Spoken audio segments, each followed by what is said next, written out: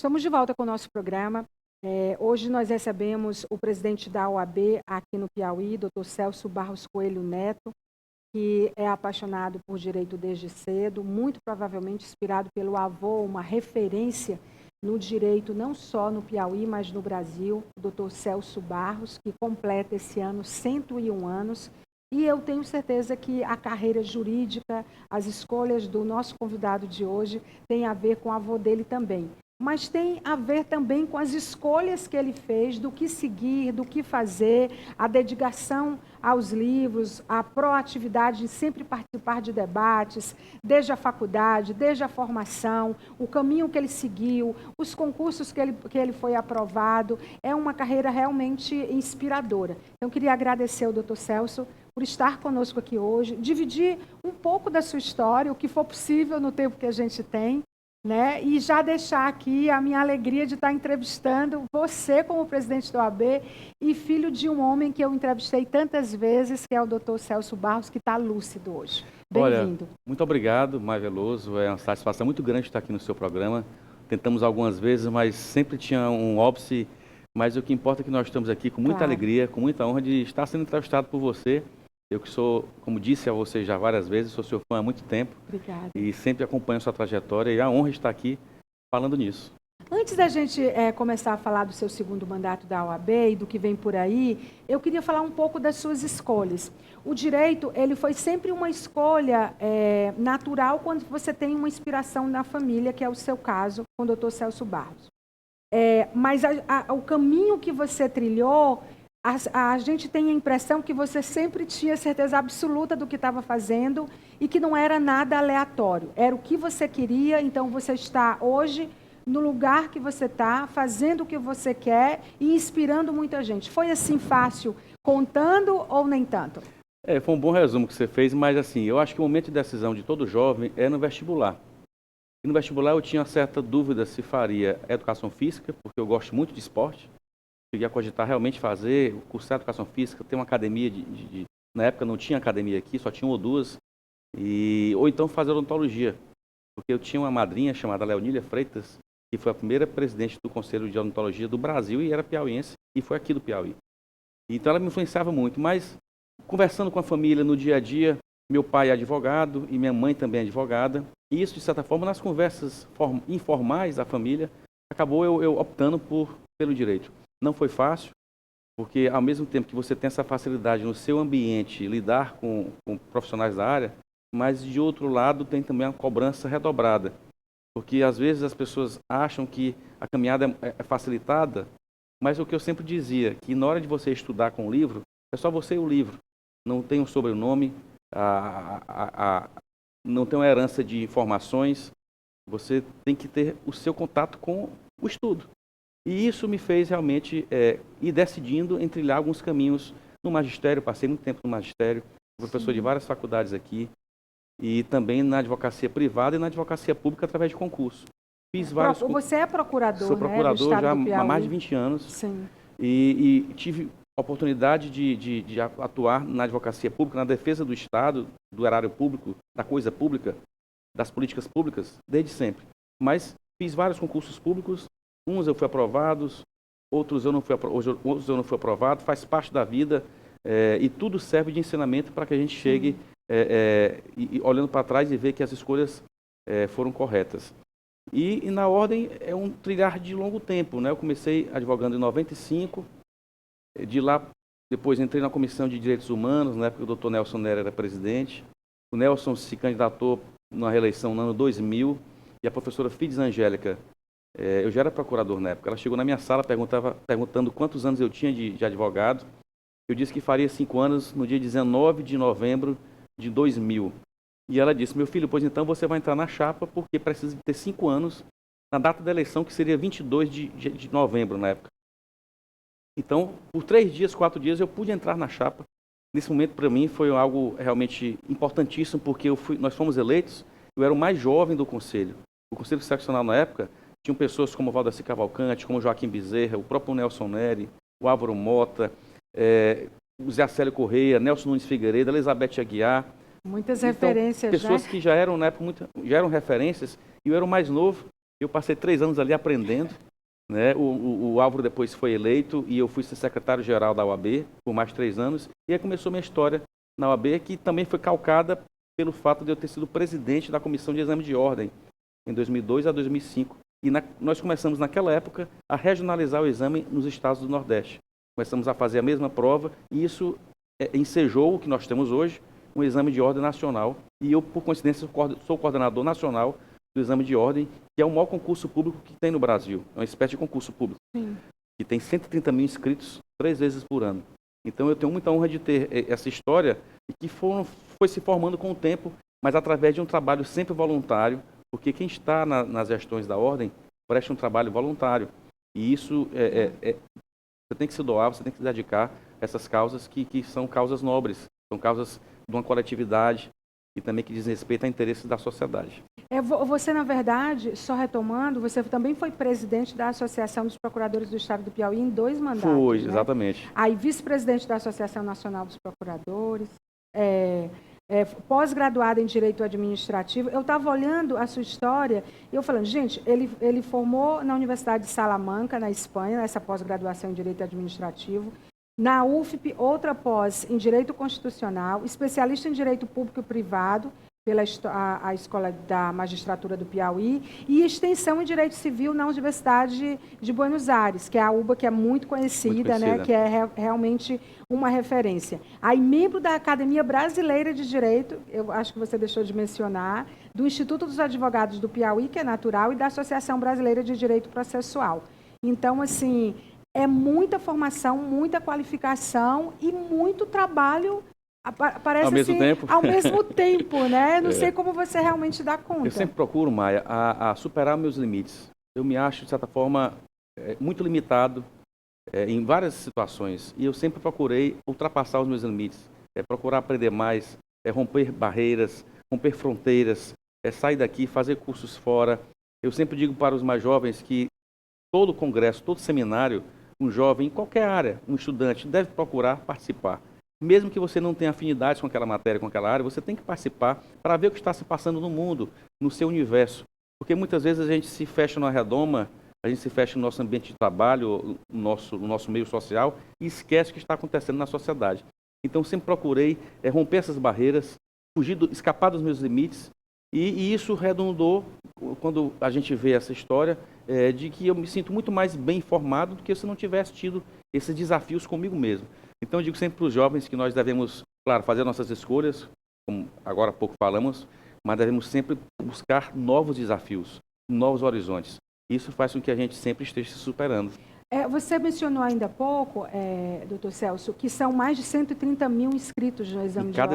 Em cada exame de ordem todo ano.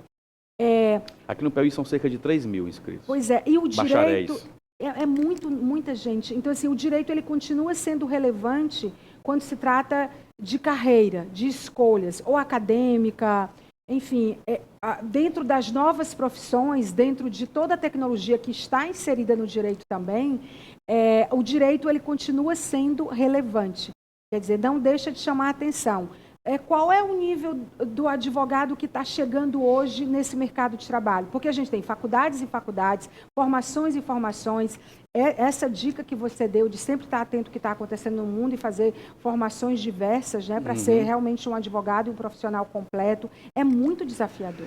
O direito tem uma penetração muito grande na sociedade porque ele na verdade, os personagens do direito, eles fogem à democracia. Veja só, nós temos uma democracia que não é silenciosa, a nossa democracia é barulhenta, né? Tem prós e contras, nós temos um controle através dos poderes constituídos, mas o universo desses poderes gira em torno de membros que foram egressos do direito. Sim. São os juízes, são os ministros, são os procuradores, são os advogados, são os defensores públicos. Pelo direito, então, pela faculdade essas pessoas que são realmente grandes atores políticos, eles dão o seu contributo para que nós tenhamos a democracia que temos hoje. Se você perguntar, nós vivemos uma democracia plena? Estamos longe disso. Existem muitas situações ainda, inclusive previstas na Constituição, que uma democracia moderna não admite mais. Nós temos alguns exemplos disso. Se discute, por exemplo, mandatos de membros do Supremo Tribunal Federal, até que ponto um presidente da República pode indicar um membro do Judiciário, ou um governador pode indicar um membro do Judiciário. Até que ponto não seria uma fórmula diferente disso? A questão dos membros do Tribunal de Contas, a escolha desses membros, será que isso está compatível com as necessidades da democracia hoje? Mas essas discussões todas, elas são feitas nos ambientes acadêmicos, nos ambientes em que os operadores do direito estão discutindo. Da importância que tem hoje a OAB e as instituições como um todo, de sempre estar dialogando e ponderando as razões de termos um ambiente democrático, mas que está longe ainda do ideal. Daí porque a importância que tem, Sim, que nós temos nesse cenário. O fato é que o poder judiciário como um todo, ele ganhou muita força, né?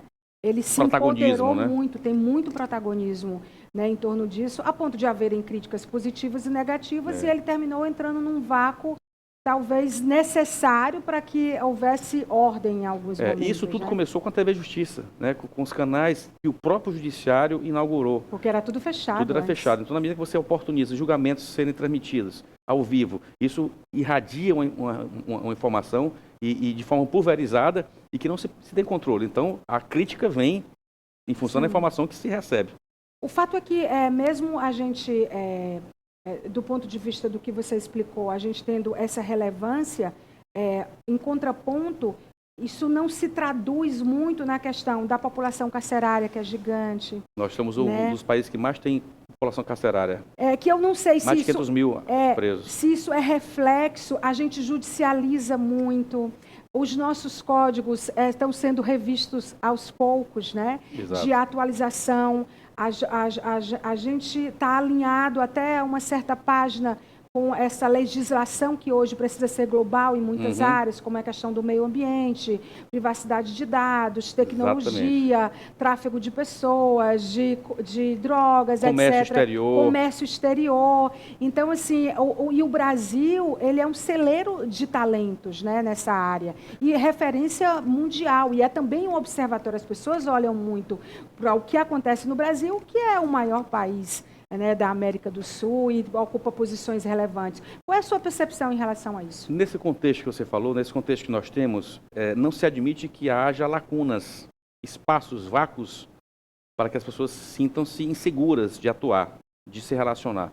Então, nós temos que passar externamente uma imagem de segurança jurídica para os investidores, né, para os turistas, inclusive para nós brasileiros. E para os brasileiros de não ter a ideia de que o Brasil é um país injusto. E né? já é um país muito desigual historicamente. Né? Saímos da escravidão, temos muita ainda desigualdade social. Somos uma sociedade que não tem ainda inclusão social.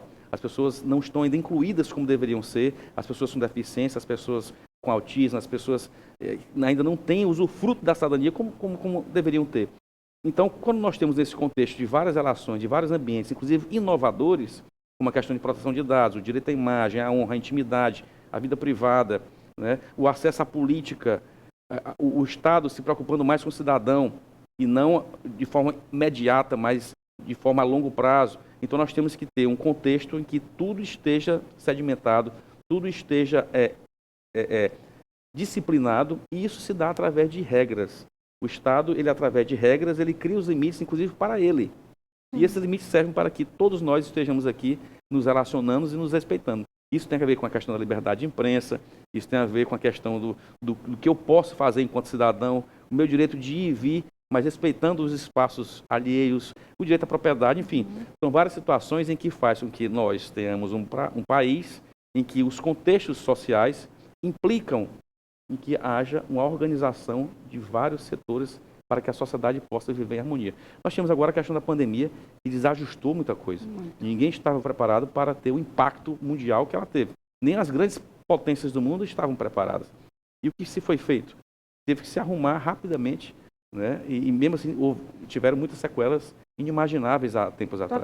Totalmente. Agora, é interessante porque o que você fala tem a ver muito com a gestão. Você está na segunda gestão da OAB, porque agora eu estou trazendo a OAB no meio disso tudo.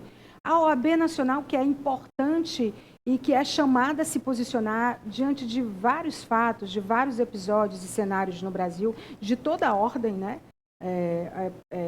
Claro. E aí você, aqui, foi o primeiro presidente a solicitar e assinar a paridade de gênero.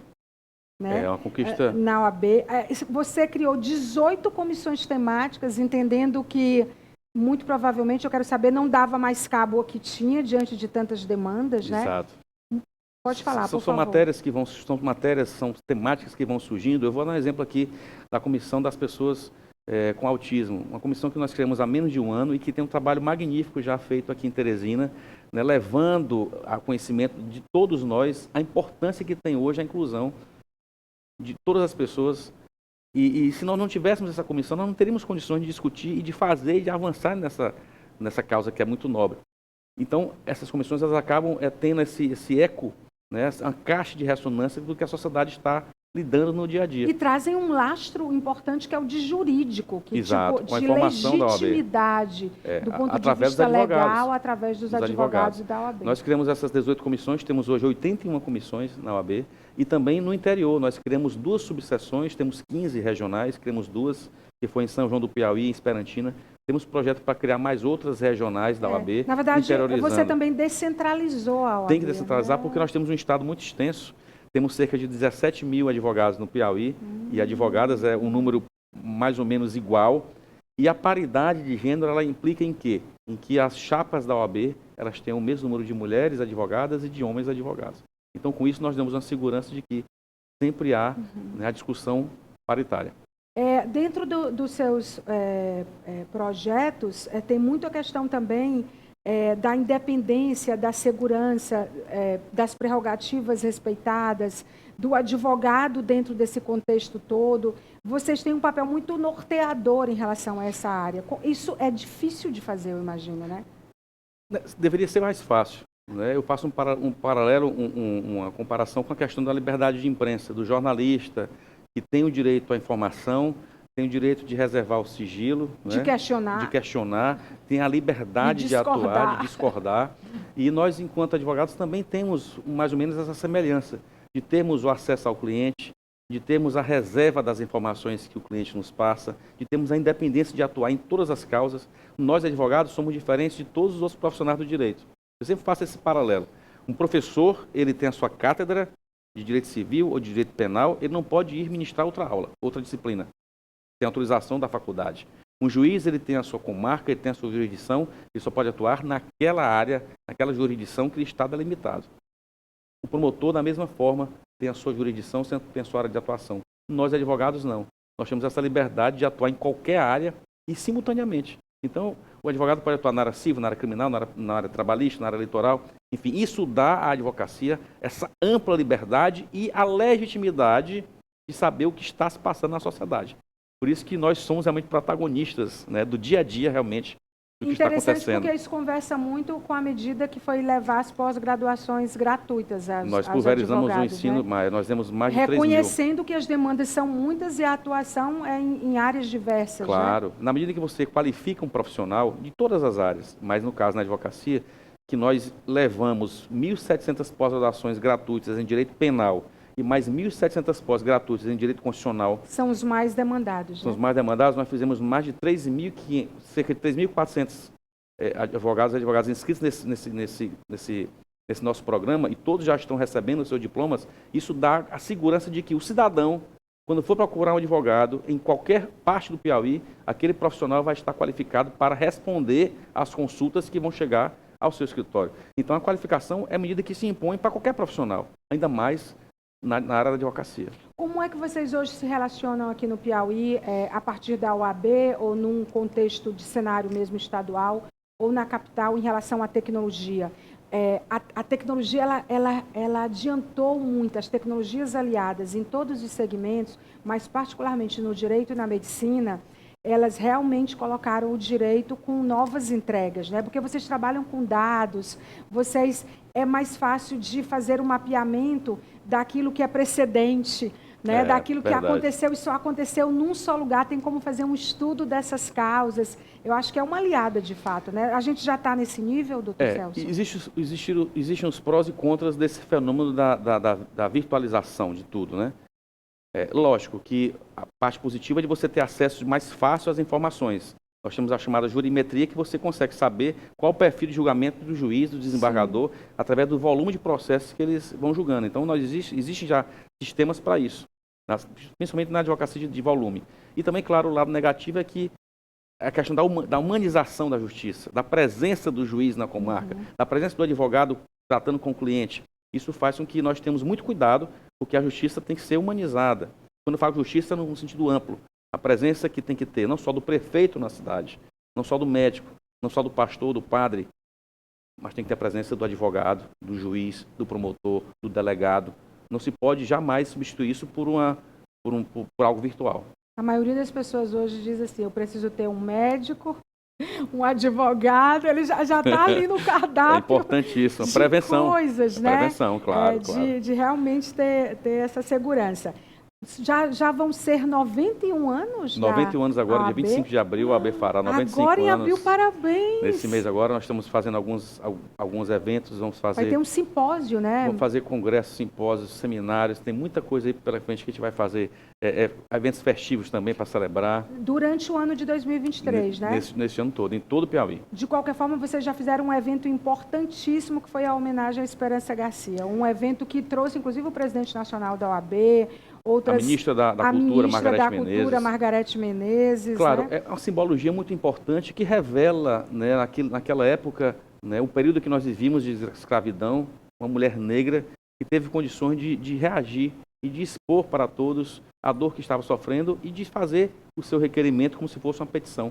E aí foi a simbologia dela ser considerada a primeira advogada do Brasil. Você acha que nós temos cidadãos no Brasil hoje com o perfil de Esperança Garcia, no sentido de ter tanta consciência dos seus direitos e de cidadania, de se colocar no nível em que essa mulher extraordinária se colocou? Eu creio que sim, eu creio que hoje a informação que está de fácil acesso oportuniza que qualquer cidadão, por mais distante que ele esteja de um grande centro ou de pessoas mais bem informadas do que ele tem a oportunidade disso. Mas, Maia, a gente sempre fez uma campanha e vamos refazer essa campanha neste ano, conscientizando os cidadãos para saberem, através das advogadas e dos advogados, os seus direitos. Porque muitas vezes você tem um direito, por mais consciente que você seja, por mais bem informado que você seja, você tem muitos direitos e não sabe que tem direito a eles. Tem o exercício dessas funções. E aí a presença da advogada, do advogado é essencial. Por isso, como você falou, é importante ter também um advogado no dia a dia de todos nós. Um advogado, um médico, um terapeuta, claro, e aí vai, professor. Aí vem o jornalista também. O jornalista é bom também, eu aconselho. É muito interessante esse contexto. Eu queria até saber qual é a área do direito no Piauí que demanda mais. O Piauí gosta muito de política, né? Da sopa de letrinhas, da política partidária. É verdade. A gente vive no entorno disso, né? Em torno de nós orbita todas essas decisões e o piauiense é apaixonado por política. Seria o direito eleitoral? Seria o criminal? Seria o de família? Você tem esse dado? Tem. A área de atuação com o maior número de advogados hoje é a área do direito previdenciário. Essa área ultrapassou a área do direito criminal e do direito trabalhista nos últimos anos. É uma área que, de alguns anos para cá, e eu creio que vai continuar mais nos próximos anos, é a área de direito previdenciário. Por conta dessas mudanças todas, que o senhor atribui. E também a questão do que nós vivemos no envelhecimento da população, né, dos direitos que as pessoas têm de se aposentar, de terem usufruto de um seguro, de uma licença. Então, quantas atualizações vocês precisam fazer? Muitas. E se não fosse a presença dos advogados, essas pessoas não teriam aposentadoria, não teriam direitos, não teriam seguros. Então, isso é muito importante deles estarem qualificados. Doutor Celso, para encerrar a nossa entrevista, nós vivemos um momento delicado no Brasil, que é a questão da violência nas escolas. Nós temos escolas públicas e privadas com recursos e sem recursos, com protocolos e sem protocolos, escolas que já sabem o que fazer e que não sabem ainda, muitas vulnerabilidades e muita coisa sendo desenhada. Do seu ponto de vista, como um advogado, presidente da OAB no Piauí, qual é a sua opinião sobre esse contexto? Olha, a insegurança que nós vivemos não é só nas escolas. É na praça, é na rua, na calçada, é numa festa, é no ambiente, é no nosso condomínio, na nossa casa. Hoje você vê que as casas hoje, todas, há um tempo atrás, as casas nem muro tinham. Hoje, até mesmo o exército, você passa na Frei Serafim, o exército tem muro, tem grade e tem cerca elétrica. Eu observei isso essa semana. Então vejam o contexto que nós estamos lidando. Então, não se pode crer que apenas, lógico, tem que ter uma proteção porque são crianças que estão ali, mas é uma coisa muito global. É um contexto muito grande que nós estamos vivendo. Isso tem que ser discutido de modo muito, com muita naturalidade, com muito desprendimento, A questão da insegurança pública são várias causas sociais, a questão cultural, a desigualdade social, a impunidade, são vários contextos. Então, até a questão do desarmamento da sociedade, até que ponto a sociedade está desarmada, não oportuniza que chega uma pessoa em qualquer lugar e, em face que as pessoas estão desarmadas, a pessoa chega e faz o que quiser diante de com uma arma em punho. Então, a questão do desarmamento, a questão da economia, a questão da impunidade, a questão da falta de segurança ainda, os controles, a prevenção, são vários aspectos. Então, eu acho que tem que contextualizar a questão das escolas para verem realmente o que se pode fazer a médio prazo. Porque a curto prazo é você monitorar as escolas, mas são inúmeras escolas. Não tem condições do Estado e nem da iniciativa privada de arcar com isso. Realmente. Olha, eu entrevistei aqui esse advogado brilhante, que tem tempo, gente. Olha, eu descobri que ele pratica esportes. Há muito tempo ele pratica, e não é só um esporte, não. Sou esforçado. É futebol, basquete e tênis. Sou esforçado, viu, Maia? Rapaz, você é um atleta de alta gosto performance, muito. Adoro doutor esporte. Celso. E fora os que eu aprecio, porque não pratico, né? Mas eu gosto muito de esporte. E ele ainda tem tempo de jogar videogame com o filho dele de 12 isso é anos. quase que diariamente, gente. Eu perco para ele, mas eu jogo. Você perde para ele? Maioria das vezes eu perco. Adoro. Muito obrigada pela entrevista. Parabéns por esse aniversário de 91 anos, já antecipadamente da OAB, mas que a gente tem certeza que a gente vai vivenciar aí vários eventos ao longo de 2023. E obrigada por estar aqui conosco no Falando Nisso. É uma satisfação muito grande estar com você aqui e estou sempre à sua disposição para ficar sempre falando nisso. Obrigada, muito obrigada. Olha, a gente vai para um breve intervalo comercial, você não saia daí, a gente tem uma nova entrevista daqui a pouco falando sobre agroecologia, uma pesquisa fantástica feita por pesquisadores da Universidade Federal do Piauí, entre eles a professora doutora Valéria Silva, que vai explicar o que é agroecologia e principalmente como é que o jovem se posiciona hoje no Piauí em relação a isso, se ele é valorizado ou não, se tem mão de obra qualificada ou não, vagas de trabalho ou não, e tanta coisa para conversar, não saia daí não. Até já.